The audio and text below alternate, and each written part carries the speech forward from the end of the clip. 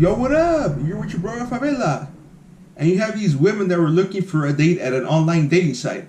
And instead of meeting the romantic and charming guy they expected, they came across a complete foul and predatory dude, a financial predator.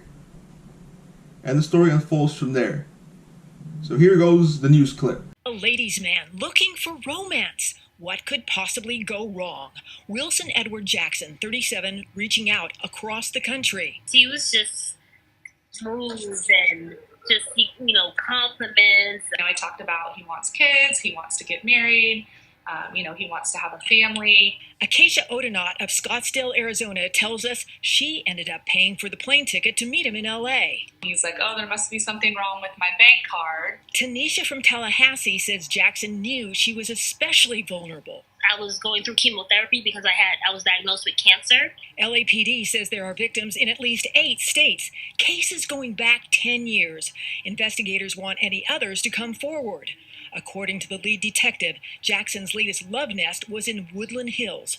During a night of romance, stealing credit card info and bank account numbers. It was a little over 6,000 total. Odenot is among the many women scorned who have gone to work, tracking Jackson through the charges coming back to their accounts.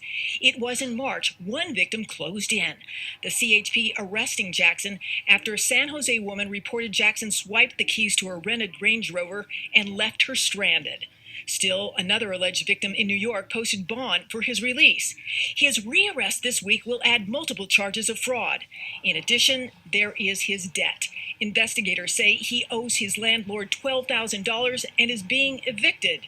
His victims, meantime, offer some free advice. Make your money the honest way. Do things that you're supposed to do. Work. So as you heard, not only did he scam women in one state, but he scammed women all across different states from coast to coast on online dating sites. So you have this guy that's just posting a pic of himself looking real charming and attractive that catch a lot of women's eye.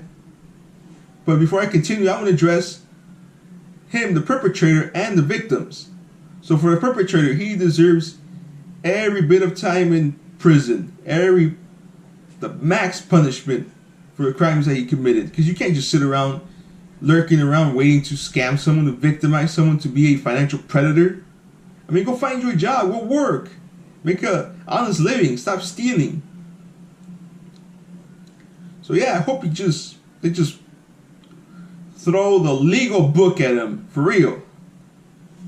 But I'm going to address the victims. Alright, I know there's many of you ladies out there that prefer online dating more so than old school dating face to face. And I understand, I know you dream of your Prince Charming, you want to go out on a romantic date. And I kind of get it. Everybody wants to have their chance. Everybody wants a piece of the pie. But you have to also be cautious. Just like when you get those scammer calls that we're still getting, and we already know they're scammer calls because we can tell. Same thing, we have to be suspicious with some online dating sites, not only online dating sites but also online shopping sites, where you have to input your credit or debit information or your PayPal information, your address. You gotta be very cautious, because you can have people just lurking, waiting to see which victim they can trap.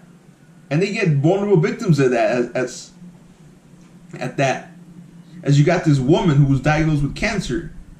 I mean, she was just looking for a romantic date just to accompany her during her toughest times being diagnosed with cancer.